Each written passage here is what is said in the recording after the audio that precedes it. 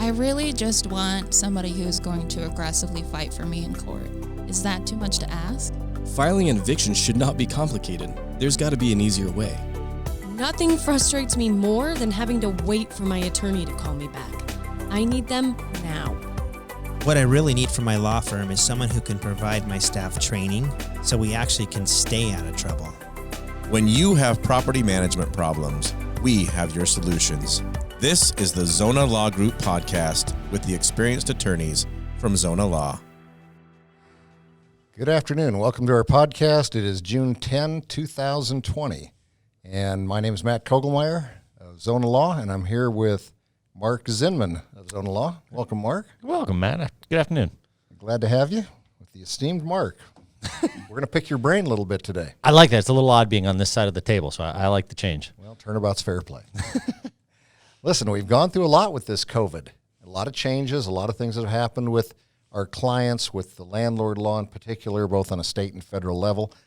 Now we're coming down to our 120 days where we have to talk about what happens with Governor Ducey's executive orders, what happens with the C.A.R.E.S Act. So let's jump into this. Let's talk about Governor Ducey's executive order that was in effect for 120 days. When does that expire? So that started off on March 24th, and then that goes for 120 days, which if you're good at math, I may or may not be.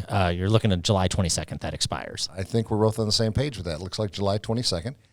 And he basically entered some orders pertaining to a moratorium on evictions. Why don't you explain that to us and what that is actually doing at this point and what we can expect after 120 days? Sure. So I think what's important to understand right off the bat, of course, is you have the C.A.R.E.S Act. People are like talking about the moratorium and everything else. That's separate than Governor Ducey's executive order. Governor Ducey's executive order applies to every single rental property in the entire state of Arizona. It's not a moratorium. You can serve your notices, you can file your evictions, you can go get your judgments. Governor Ducey's order simply allows the tenant potentially to delay the writ of restitution if they've been affected by COVID. Now, that's quite a broad definition of if they've been affected by COVID. Explain to us what happens when they claim that they're affected by COVID, what steps they've taken, and what's generally been the result. Sure. And you and I see this obviously on a day-to-day basis when we're handling evictions for our clients, which is tenants come into court, they go into arguing, well, they've lost their job, maybe they've actually had COVID-19, or somebody in their family has. At the eviction process, in the court process, it doesn't affect anything, right? The judgment is to proceed. That's not a legal defense to the non-payment of rent. However, when the writ is executed, when the constable goes to the property, talks to the tenant, says, hey, you need to leave, if the tenant presents some sort of evidence or just tells the constable that they're actually affected by COVID under one of those standards, the constable is not going to do anything. They'll return that to the court, and technically at that point, the tenant's supposed to tell the landlord, hey, this is what I gave to the constable. I want my temporary delay. And then what's the next step? If the tenant claims that they've been evicted by COVID, the constable refuses to execute on the writ, what happens then? Well, that's where you and I come in. That's where we get the calls from the clients, of course, where they're saying, I don't understand. This has never happened before. Why won't the writ execute? And we explain the governor's orders and then explain your only right is if you think something's false in there or you don't think the tenant has truly negatively been impacted by COVID, you can file a motion to compel. And then it's no longer the constable. Then it goes to the judge. You have a hearing on that motion to compel, and the judge determines whether the person should be removed or whether they get to stay, whether temporarily or potentially till the end of the order on July 22nd. And in this environment, that's been done a number of times, right? We've seen it a lot. I mean, we've had a lot of motions to compel. I mean, we're doing 3 to 4 a day at this point. We've been largely successful in addressing those issues. But again, we're not just bringing everyone that has no merit. I mean, if somebody's truly been affected, they have a right under that executive order. Right. And if there's a question, then you go ahead and let a judge decide. Exactly. All right. Now, as we come to the end of this, are there going to be any tailings, any fallout? Well, the good thing on the executive order from my perspective, it's 120 days. It's on the delay, as we said, on the writ of restitution. Once it expires on the 22nd, for those landlords not affected by C.A.R.E.S, July 23rd goes back to normal business in terms of their rights kick back in. Any case started after that point, you serve your notice, everything goes back to normal on that side. But in the interim now, until July 22nd, there have been a lot of cases that have been filed, a lot of judgments obtained, and the writs are sitting there waiting to be served. Correct. And that's the question you and I get, of course, which is, okay, well, I filed my eviction. I got my judgment. The writ was delayed. what happens now? And in that case, we've never seen anything in writing from the constables about this. The best advice we're giving from clients is what we're hearing from the courts is the constable has a backlog. They basically have a queue of all these writs. They know that they need to be executed. So if a constable went out, was told, I'm affected by COVID and nothing else is done, the constable takes that writ back but doesn't return it. They've got a stack of those that they need to know come July 23rd, they're going to start going back and actually contacting the landlord saying, hey, is this person gone? Do we need to execute it at that time? Okay, so it's basically going to stand in line and wait. Yeah, exactly. And every one of us, the clients is like, how do I get first in line? We don't control that. That's literally, there is a queue. Somehow a system the constables know that we're just not privy to. Yeah, perhaps they're taking it by date or whatever, but they haven't made us part of that conversation. Correct. And until something's in writing, I never believe it anyways. But that's the story, is that hopefully there's a line and they'll start going through those writs. Now, we've had people say, hey, what about the 45 days that's required under the eviction rules to execute on a writ after the date of judgment? Shed some light on that. Yeah. So the general rule, like you said, is you have 45 days after the date of judgment to request the writ be issued. Well, here you have two different issues. You have one, maybe you requested it to be issued within the 45 days, but the constable didn't do it. Or two, if you just knew your resident was affected by COVID, that you didn't even seek the writ. Our position is that the 45-day rule is waived, right? Because the courts opened up the floodgates. What was the change? Yeah, they said they suspended the rules. Yeah. And basically the old rules don't apply while we're in this period of time. So it would make sense to me that this 45 days or the 60 days under the rule would simply not apply. Yeah, and I think that's right. I think the 45-day doesn't apply, so you have that extra time to order the writ as soon as the time comes up. I think we are advising clients, though, that if you do want to get in that queue and you think the constable is going to go through that first, just file the writ now. If the constable doesn't execute it, it's fine. Then it goes in the order that they'll start executing those once Governor Ducey's order expires. Let's say a client calls and says, my judgment is over 60 days old. We've had this 120-day moratorium or this executive order in effect, but I would still like to execute on my writ. What would your advice be to them? You have two options. I mean, I think it's a good idea to execute on it. If once we pass the Governor Ducey's order and expires, let's say it's July 23rd, file the writ of restitution. Because that 45-day, from our peer opinion, expires, is open now under the court rules, you can file it. Hopefully it'll be executed. Worst case scenario, if the courts say, no, it's too long, you can then refile an eviction at that point. And the good thing is, if it's your old judgment's over 6 days old anyways, if you get a new judgment, that has the additional month's rent in there as well. And then you'll just go start a new case, get a new judgment, and then the writ can issue on that. So for expediency purposes, it would be easier just to have the writ executed on. But if that worst case scenario is what you're saying is you get the judgment for the remaining amount that's due, that accrued in the interim. Yeah, and that's what we'll see come August, obviously. All right. Anything else with Doug Ducey's executive order? No, not. That's the way it's shaping up. Hopefully that it'll expire on the 22nd. And things on that side can follow like what we're talking about on July 23rd. That seems relatively straightforward. Yes. Let's throw something else in the mix that's a little bit more complicated, and that's the C.A.R.E.S. Act. Now, the C.A.R.E.S. Act had a 120-day window also, but there's a little twist to that. So explain to us, what is that twist? What's the effect of this 120 days? What's going to happen after that? Yeah, so that is the much harder one. And frankly, this is truly, without me getting on my own box and going off for hours and hours, this is the problem when federal law and the Fed start toying with state law issues. I think the C.A.R.E.S. Act was not written very well personally, and to clarify what your rights are for all landlords. But that's the true moratorium on evictions came from the C.A.R.E.S. Act. And the C.A.R.E.S. Act only applied to those properties that had federally backed mortgages, your Fannies, your Freddies, or that participated in the number of federal programs, Section 8, VAWA, those kind of programs. And that said, you can't serve a notice to vacate during this 120-day period, but more importantly, you couldn't even file a non-payment of rent eviction. That's a true eviction moratorium, which was from March 27th to all the way to July 25th, basically. Do not file a non-payment of rent case. So the 120 days expires on July 25. Yes. And now a lot of people think that it's all over with at that point. They can do whatever they want. Is that the case? No, and I think that's kind of critical from our perspective, and obviously why we're here today is really to address what happens, because I think the C.A.R.E.S. Act is really confusing. What the law says, I got the language here, it says you can't even serve a notice to vacate until after that 120-day period.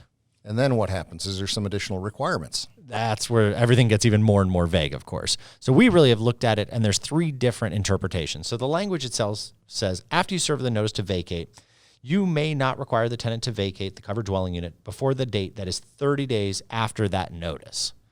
All right. Well, what does that really mean? You can't require them to vacate. You can't file the case, or you can't execute on the writ, or you have to change up your notices. What are the options? Yeah. Let's talk about the options. And that's what, I mean, really, as our jobs at Zona Law is to kind of lay out the options for the clients. That's kind of what you and I talk about as most, is how do we best advise our clients? And what we we've typically worked go to. from conservative to the most risky. Exactly. Okay. Which never necessarily makes me comfortable, but we lay it out for the clients. I think there are 3 options the way we've kind of broken it down and figured it out. The most conservative option, which, and I think will be the industry standard on a national level as well as a state level, the most conservative approach is saying, okay, come July 25th, you can serve your notices, but it's not going to be a 5-day notice. It'll be a 30-day notice.